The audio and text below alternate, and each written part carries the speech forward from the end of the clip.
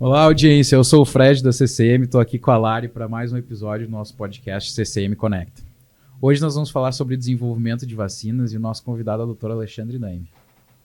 É isso aí, Fred, o Dr. Alexandre, que é chefe do Departamento de Infectologia da Unesp e vice-presidente da Sociedade Brasileira de Infectologia, já esteve aqui conosco no CCM Conecta em outra oportunidade e está aqui com a gente, então, para nos ajudar a responder a pergunta: a gente consegue desenvolver vacinas ainda mais rápido?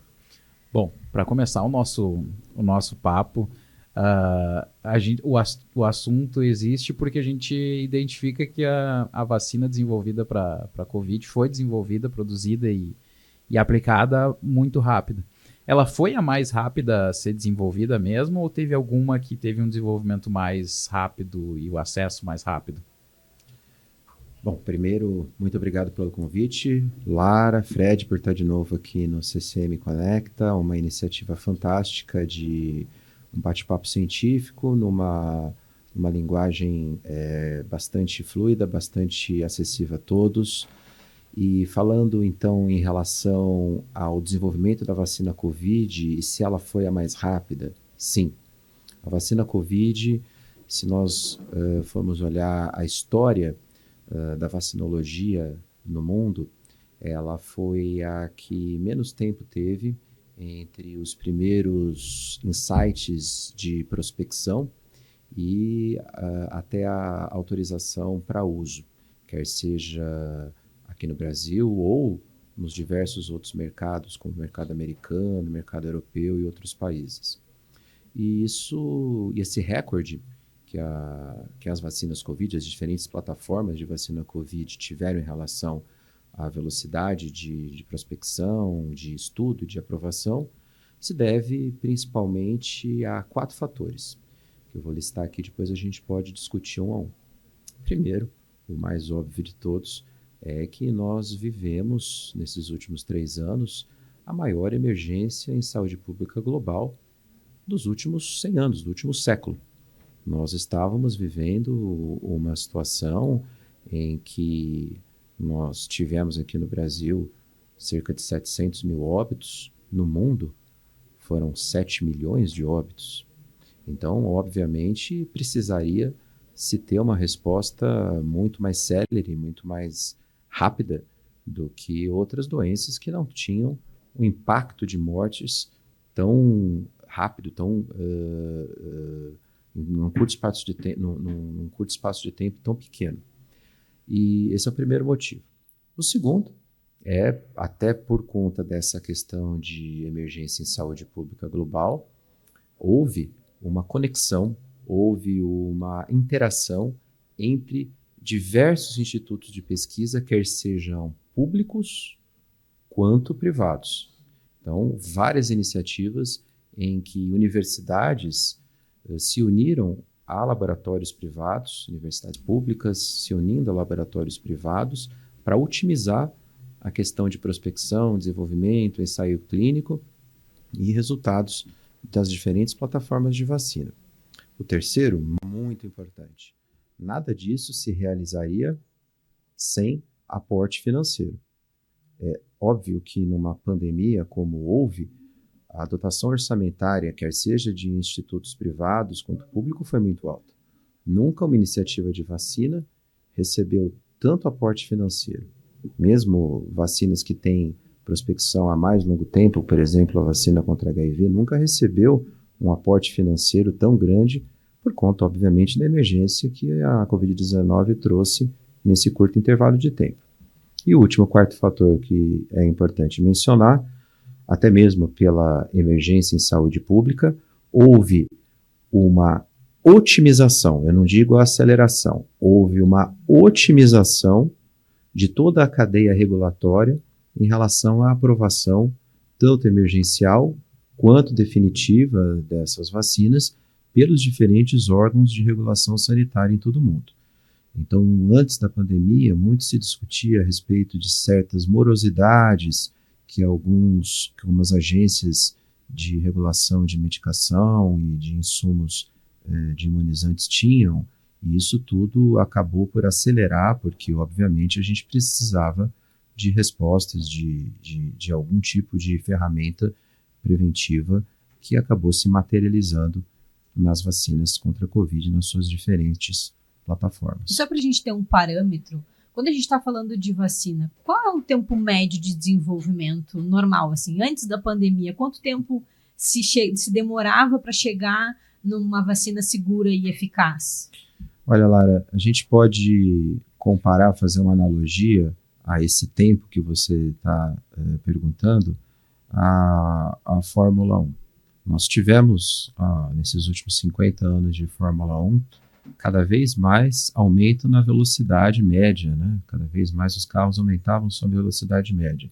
Isso se deu em relação às vacinas também, a diferentes fármacos, diferentes medicações, né? Com o desenvolvimento tecnológico da indústria científica, da indústria farmacêutica, cada vez em menor espaço de tempo, nós conseguíamos sair de um patógeno que fosse descoberto e do desenvolvimento de uma vacina ou de um fármaco.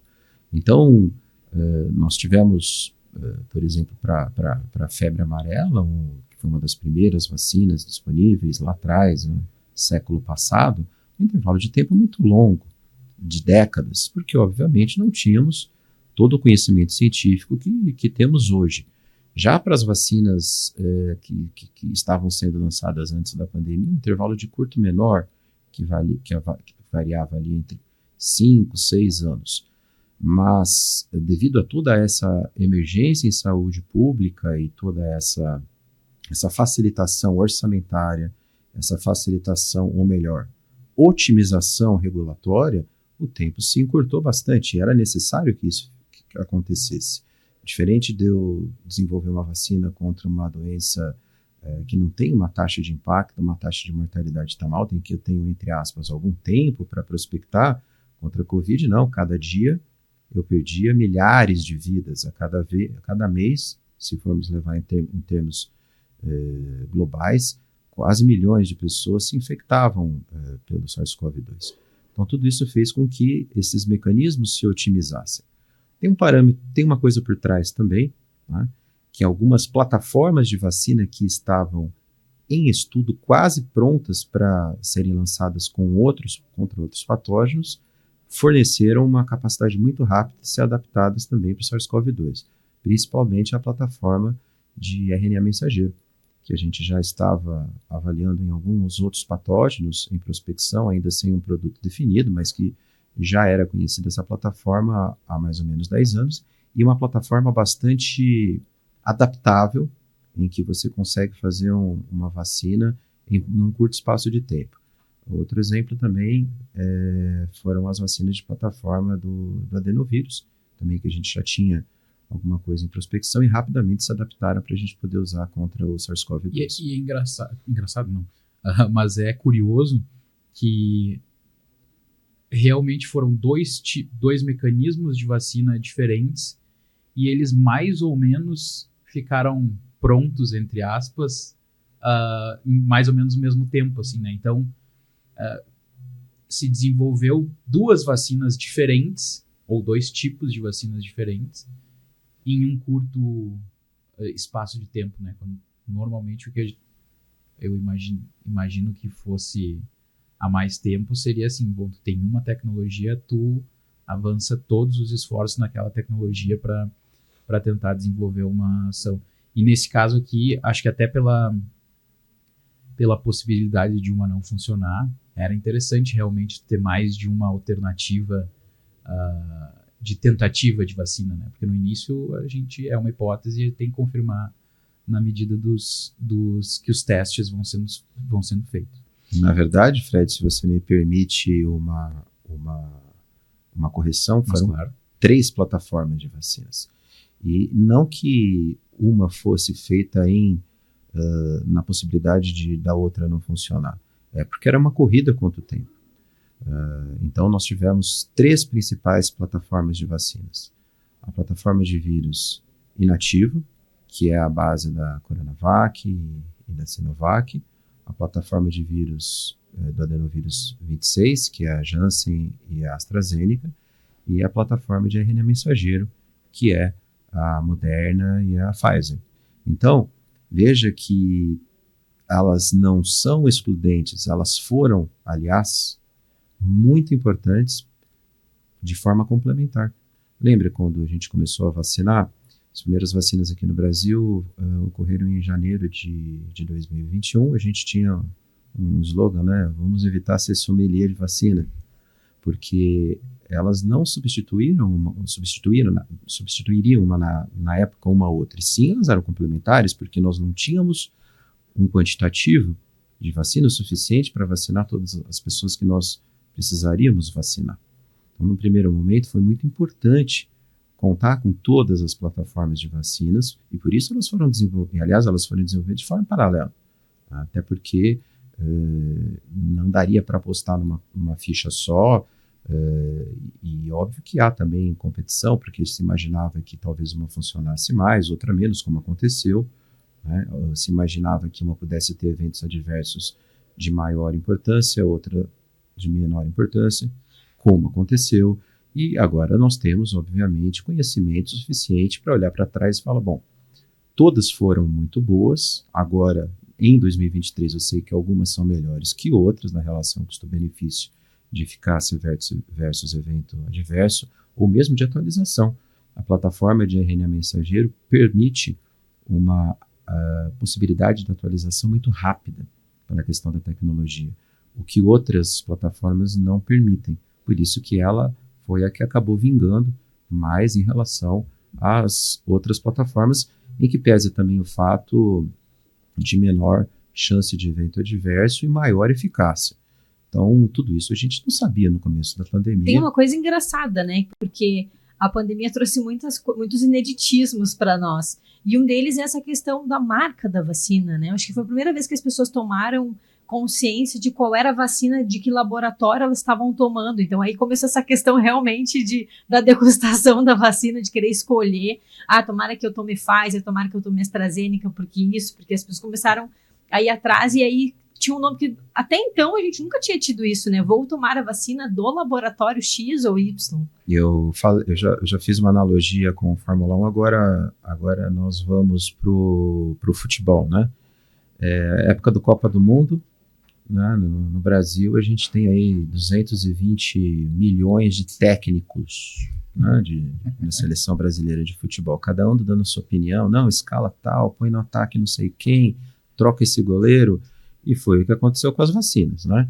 A população começou a ler os ensaios, os trabalhos, ou infelizmente muitas vezes começou a ter contato com informações que não tinham fonte segura, muita fake news, muitas notícias falaciosas, e começou a opinar de forma, às vezes, com algum grau de evidência, outras vezes sem nenhum grau de evidência, em relação a qual vacina preferia ou não, né?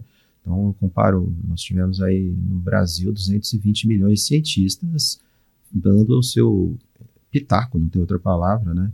Enquanto nós, das sociedades médicas, como, por exemplo, nós da Sociedade Brasileira de Infectologia, tentávamos mostrar qual é a melhor evidência, qual era, aliás, o que tinha que ser feito. No começo, o que tinha que ser feito era vacinar com a vacina disponível.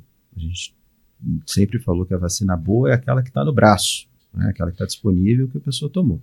Hoje não. Hoje nós temos possibilidade, inclusive o Ministério da Saúde faz isso, né, de poder optar entre um imunizante que tem mais eficácia, menos evento adverso, que pode ser adaptável, que pode ser atualizado a depender das variantes do SARS-CoV-2 que estão circulando. Então, vivemos num outro cenário, fora que não estamos mais numa situação de emergência em saúde pública. Uma coisa também que acabou acontecendo é que no final o esquema de vacinação acabou sendo com... Algumas pessoas tiveram um cardápio completo de vacinas, né, se foram até a 5ª dose, porque se identificou que não era um problema, e às vezes até o contrário, né?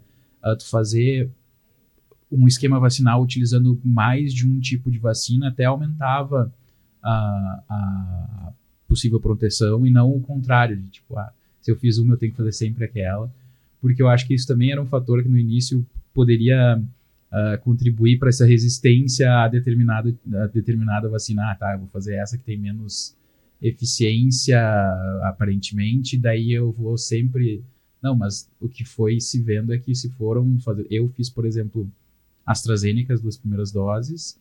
Depois eu fiz a 3ª dose da Pfizer e a 3ª dose da Pfizer a bivalente. Então eu fiz 2 tipos. Um dos meus melhores amigos fez AstraZeneca, Janssen e Pfizer. Então fez quase tudo. E não é um problema, né? Não foi no final, assim... Claro que é exatamente o que tu falou. Na hora que não tem vacina, tu tem que fazer o que tá vindo, não tá? É aquela coisa de oferta e demanda. Não, se tu quer escolher, tu não vai levar nenhuma. Não, devia ser assim. As pessoas escolhiam os postos de vacinação. Olha, estão dando tal assim, vacina, vou naquele posto lá. Eu até acho que é natural as pessoas pensarem, tem uma que é melhor que a outra. Eu acho que é natural as pessoas quererem poder achar, enfim, querer uma coisa, né? Outra coisa é, de fato, atuar para aquilo ser uma cor e tornar aquilo um problema, né? Que foi que em muitos casos aconteceu mesmo, né? Isso que a Larissa falou. Eu sou de Porto Alegre, então lá eu conheço os postos de saúde, assim, pelo menos um pouco mais, e era visível, assim, as pessoas procuravam os postos que tinha Pfizer, e só que tinha menos, tinha pouco, tinha limite, enfim, e aí se criou em determinado momento umas confusões completamente desnecessárias, para dizer o mínimo, né? Mas seguindo aqui na nossa linha e pegando os quatro pontos que tu comentou, então, assim, primeiro ponto ali de que é a principal emergência pública que a gente tem nos últimos 100 anos. Então, com certeza, isso até as questões seguintes são em decorrência dessa primeira, né? Tu poderia só, para a gente entender essa fase de desenvolvimento, pesquisa e teste, só nos passar brevemente, assim, de como são as fases do desenvolvimento de uma vacina e teste, só para a gente ter esse overview, assim? Bom, então, quando você tem, por exemplo, um patógeno novo, como foi o SARS-CoV-2, então, a primeira coisa é você identificar algum alvo fixo em que o vírus possa ser afetado no seu sítio de replicação, não como ele se reproduz. E contra o SARS-CoV-2 se identificou logo no começo que o ideal seria bloquear a entrada do vírus na célula. E ele usa para isso uma proteína, né? O SARS-CoV-2, ele é do grupo coronavírus. Corona, do latim, significa coroa, porque ele tem aquelas espículas, e é justamente essas espículas que se ligam nos receptores das células do trato respiratório alto, do trato respiratório baixo e outras células do ser humano. Então, se pensou em utilizar anticorpos, né, ou ligantes a essa spike que impedisse, então, a conexão do vírus com a célula. Então, foram desenhadas, né, nas suas diferentes plataformas, mecanismos de ação que pudessem gerar anticorpos que bloqueassem, que se ligassem nessa spike, como se, por exemplo, eu colocasse, vou fazer uma analogia aqui, um chiclete na ponta da chave, você não consegue introduzir a chave na fechadura. Basicamente isso.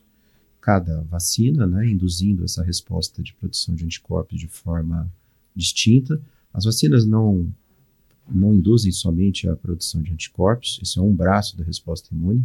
Existe outro braço, outra parte da resposta imunológica, que é fazer com que células que diretamente matam os vírus sejam ativadas. Então, existe a resposta imune humoral, que é a produção dos anticorpos, e existe a resposta imune celular, que são células que matam outras células infectadas, que destroem os vírus. E as vacinas induzem ambas essas vias de atuação. Então, se materializou que seria o alvo principal dos anticorpos, a spike, e a partir disso se começou a depender de cada plataforma, se fabricar Por exemplo, a Coronavac, que é de vírus inativo, simplesmente uma coisa muito mais simples, né? Você desligou alguns genes, algumas etapas que faziam que o SARS-CoV-2 se replicasse e tornou um vírus morto. E você entrega esse vírus morto na forma de uma vacina, o organismo interpreta que é aquele SARS-CoV-2 e faz anticorpos. Só que como ele não replica, a resposta não é tão boa contra como por exemplo, com adenovírus, que também é um vírus inativado, mas ele é mais antigênico, e inferior ainda à plataforma que hoje a gente sabe que é mais efetiva, que é de RNA mensageiro, que faz com que o próprio organismo do ser humano transcreva a spike do SARS-CoV-2 e jogue na circulação bastante, vamos dizer assim, pedacinhos da spike que realmente o indivíduo tem que fazer anticorpo e resposta imune celular, e aí você consegue fabricar esses anticorpos. Então essa etapa, ela foi, na verdade, bastante curta, porque o genoma do SARS-CoV-2 foi codificado muito rápido e diferentes grupos, a depender de cada plataforma, começou a trabalhar. A partir do momento em que você tinha uma potencial vacina, quer ser vírus inativado, quer seja um adenovírus ou de vacina mRNA, a próxima etapa já se passou, então, para os estudos de fase 1/2. O que são os estudos de fase 1/2? Eu vou pegar voluntários saudáveis, pessoas que não têm comorbidade, pessoas que não estão doentes, e eu vou aplicar num grupo aí que varia entre 200 a 400 pessoas, um número relativamente pequeno. Vou aplicar essas vacinas para checar se eu não vou ter eventos adversos graves, se ninguém vai morrer, se eu não vou ter nada muito fora do comum. E também já começando a analisar alguma coisa em relação à eficácia. Por exemplo, se eles estão produzindo anticorpos neutralizantes, se a ativação da resposta imunicelular está sendo adequada. Então, são resultados preliminares que isso se acessa muito rápido, em 1-2 meses.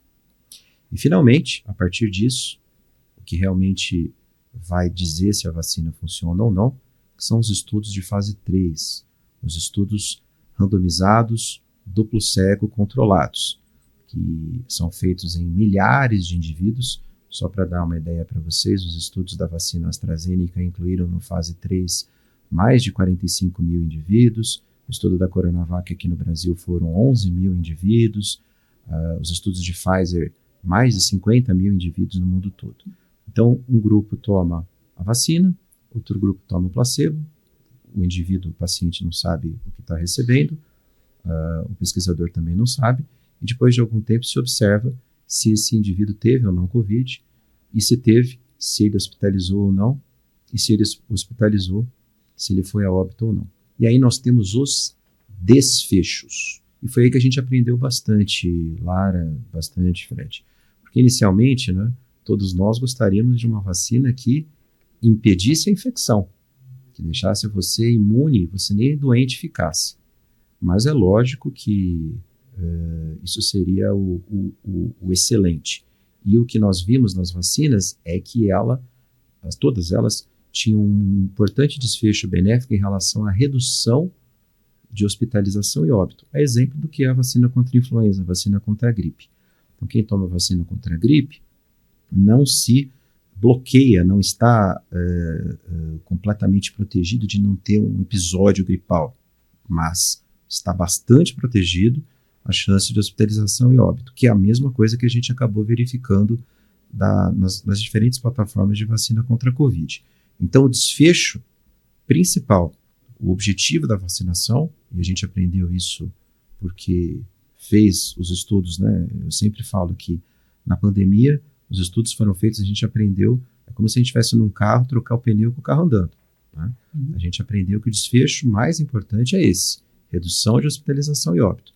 Quem toma a vacina contra a Covid pode ter um episódio de Covid, mas vai ser um episódio mais leve, que dificilmente vai se traduzir em internação ou mesmo morte.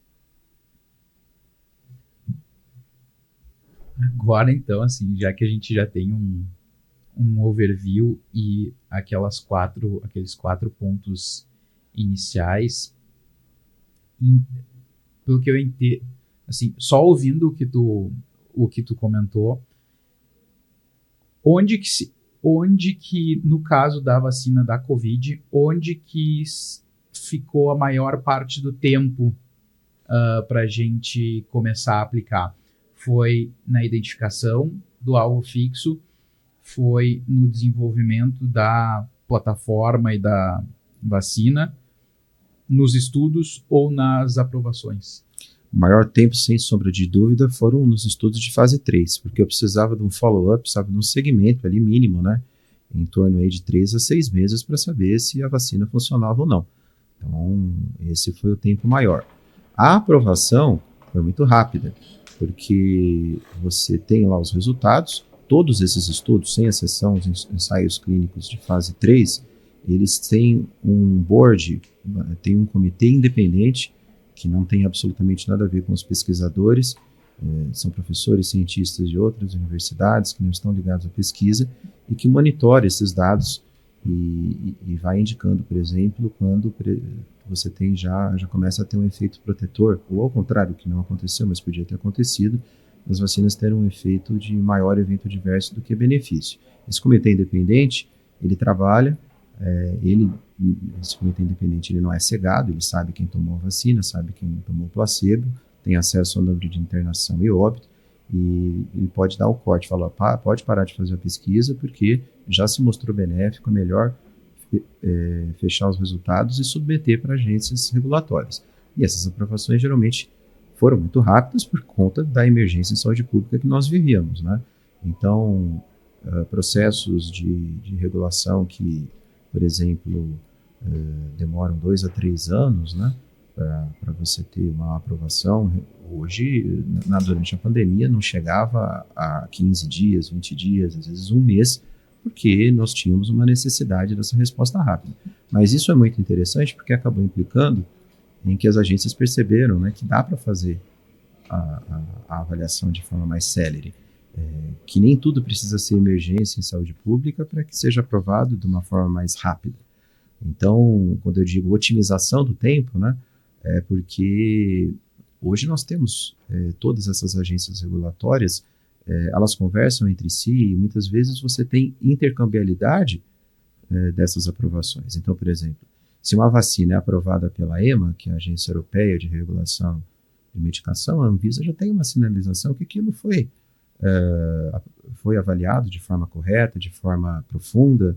Então, certas etapas podem ser puladas, podem ser adaptadas para o Brasil, por exemplo. E a mesma coisa da Anvisa em relação a outras. A Anvisa, hoje em dia, ela é uma das agências mais conceituadas, se igualando ao FDA, à EMA, bastante respeitada, e os prazos estão cada vez menores para a aprovação dos produtos, desde que os estudos sejam bem conduzidos, desde que haja seriedade, e nós temos exemplo. Claro, tem que ter um esforço bom de quem está pedindo a aprovação. Sim, né? sim, mas a gente viu, por exemplo, agora recentemente a aprovação da vacina da dengue, né, a vacina da Takeda, que foi um tempo muito menor do que seria antes da pandemia, por exemplo, né, muito provavelmente porque as agências regulatórias agora trabalham num outro ritmo, têm expertise maior, foram muito expostas, isso no mundo inteiro, não estou falando só da Anvisa, e nem existe pressão para isso. É porque, na verdade, a pandemia, a Covid-19, fez isso com todos nós, né? Fez nós pensarmos de forma mais eficiente, mais direto ao que interessa, nos desfechos que interessam. O mundo está muito diferente do que era antes da pandemia. O quanto a nossa capacidade tecnológica influenciou nesse caso e pode influenciar para esses desenvolvimentos e produção ficarem ainda mais rápido? Historicamente, a gente sabe que grandes epidemias ou guerras, infelizmente, são os maiores aceleradores de tecnologia, porque você tem lá uma emergência, né? Você sai literalmente da sua zona de conforto, porque você precisa trabalhar em algo rápido e efetivo. E, como eu comentei, nós já tínhamos estudos de algumas dessas plataformas de vacina, entre aspas, novas, que não estavam no mercado ainda, e principalmente em relação à vacina de RNA mensageiro, a ciência sobre a vacina de RNA mensageiro, a vacinologia como um todo, mas principalmente essa plataforma avançou demais. E com isso nós temos perspectivas bastante sólidas de produção de vacinas contra os mais diversos agentes infecciosos que antes a gente não tinha possibilidade, ou que pelo menos isso ia demorar muito, porque o parque tecnológico para a vacina aumentou bastante. Então, esse investimento que foi feito, não só na pesquisa e desenvolvimento de vacinas contra a Covid, mas também na fabricação dos insumos e na disponibilização das vacinas, aumentou toda a área de pesquisa, desenvolvimento e produção. Isso é fundamental.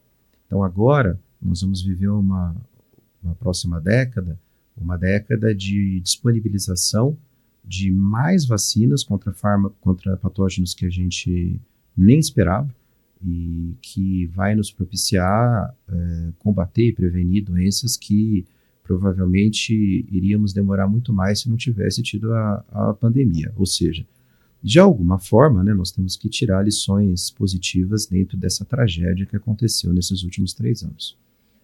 Um dos aspectos, bem como tu falou agora, que trouxe alguma discussão em algum momento, primeiro a corrida era por ter uma vacina que de fato funcionasse, que a gente confiasse, né? Isso se atingiu de uma forma bastante rápida. E em seguida entraram os desafios logísticos, né, para se conseguir dar à população acesso a essas vacinas. Eu me lembro que no início tinha uma questão bastante delicada com as vacinas de mRNA, que era que elas tinham que ser mantidas em temperaturas muito baixas, então poderia ser difícil de ter em determinados lugares. Depois até se essa temperatura que era, sei lá, menos não sei quanto, virou menos, tipo, bem menos frio do que era, etc. Mas claro que dentro da prioridade, primeiro a gente tem que ter uma vacina para depois a preocupação seguinte como é que a gente... Uma batalha de cada vez, né? Uma batalha de cada vez. Mas, tendo a experiência que a gente teve, se estuda também com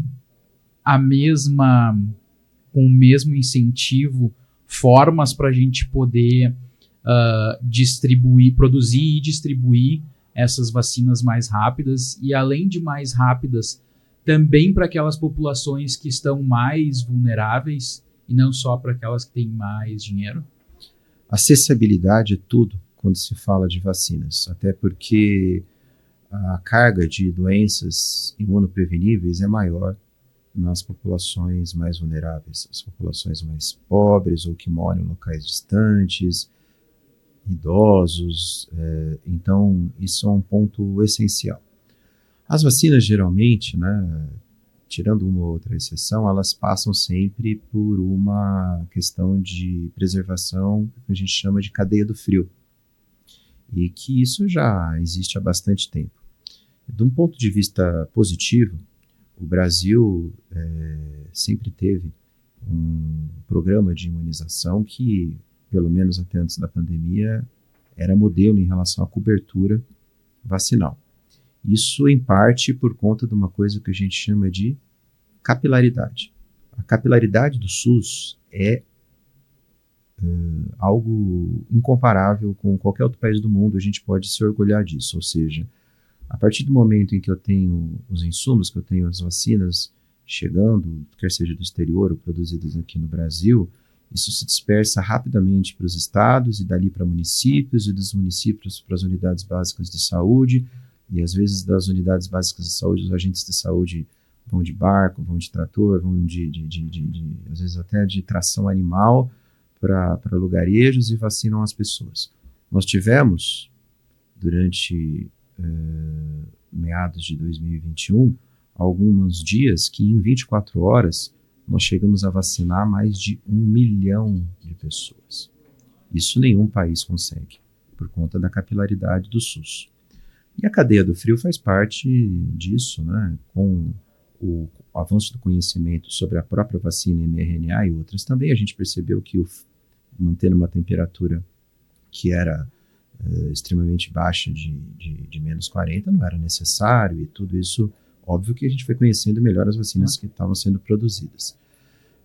Mas fato é que não existe discussão de uma nova vacina, de um novo imunizante, se a gente não levar em consideração a acessibilidade. E isso o Brasil, a parte de logística, tem muito bem feita. O problema agora que nós enfrentamos não é isso. Né? As baixas coberturas vacinais que nós estamos vendo, não só contra a Covid, mas contra outras doenças, se dá em parte por conta da enxurrada de fake news, de notícias falsas que foram veiculadas pelos mais diferentes setores, se dá também pela baixa percepção de risco. Veja que as vacinas sempre foram vítimas do próprio sucesso. Então, quando eu vacino muito contra uma doença e consigo controlar essa doença, ela deixa de circular, as pessoas não se veem mais em situação de risco e acabam por não priorizar serem imunizadas, o que é um tiro no pé, porque é justamente isso que o patógeno precisa para voltar a circular. Então, nessa razão, por isso esse momento que nós estamos aqui é tão importante, né, de reassegurar a importância da vacinação mesmo em tempos de calmaria, né, para não cair de novo naquela zona de conforto e tudo começar de novo. Parece também que é meio que um efeito rebote, assim, a gente também ficou tanto tempo quase que, como é que chama, uma fissura de ter a vacina para poder voltar uma normal e tudo era tão horrível, parece que agora ninguém quer mais, tipo, por um tempo não quer saber de nada, né? Fica puxão de orelha aí, não, né? Fica total. E assim, eu tenho, por exemplo, a vacina da gripe, eu acho que o esquema anual é desde lá da gripe suína, né? Em 2008, 2009, uma coisa assim. Eu faço a vacina da gripe todos os anos. Todos os anos. Mas é porque eu tenho a minha avó morreu de gripe A. Então, como é próximo, e aí tem isso que tu falou da baixa sensação de risco. Percepção. A baixa percepção de risco, comigo, nesse caso, ela é muito maior porque aconteceu próximo de mim. E isso é que de alguma forma, impressiona, porque todo mundo perdeu pessoas próximas por conta da Covid. Eu imagino que hoje, eu não sei qual é o número da cobertura vacinal da Covid especificamente, mas deve ser um número razoavelmente alto, assim, eu não sei. Não é? Não. Me corrigi, então, por favor. Eu vou começar abordando esse tópico, né, de percepção de risco com um ditado que todos vocês conhecem, né? Gato escaldado tem medo de água fria. Porque o gato escaldado, ele tem uma percepção de risco muito alta. Ele tomou um banho de água quente, se queimou. Então ele tem medo e se previne. Mas infelizmente, quando um assunto ele causa um grande trauma, muitas vezes, esse é um mecanismo psiquiátrico, o cérebro desliga, ele quer negar aquilo. Não, acabou. A OMS não declarou o fim da pandemia. Não vivemos mais um estado de emergência em saúde pública. Não existe mais Covid. Qualquer coisa que você vai falar de Covid, as pessoas, não, porque você está falando disso, não existe mais, né?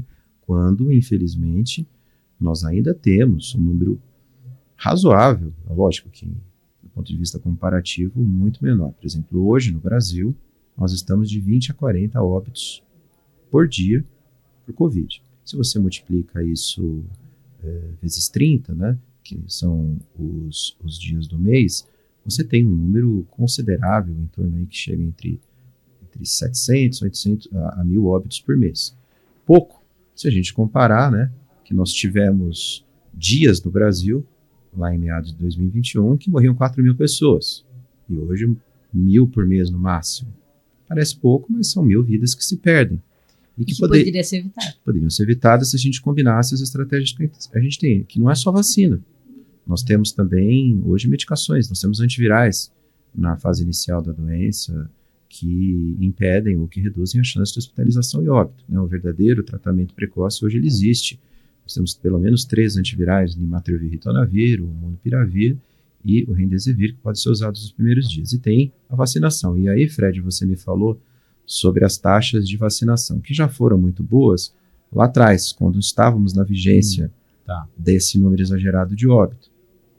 Agora, você sabe quanto é o número das pessoas elegíveis, da população brasileira elegível que tomou a vacina bivalente, o reforço da bivalente? Não. 13%.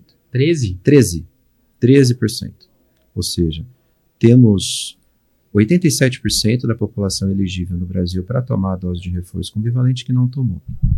Quando falei, eu estava na minha cabeça assim, tipo, se, sei lá, um ano atrás a gente estava com aquele número de 70%, eu estava considerando que ele só aumentaria. Mas tem essa questão de foi feito o esquema inicial e depois não se seguiu fazendo as novas, enfim, as atualizações. Exatamente. Quando a gente olha, né, a cobertura vacinal, se você pega as 2 primeiras doses na população elegível, você está próximo de 90%, o que é muito bom.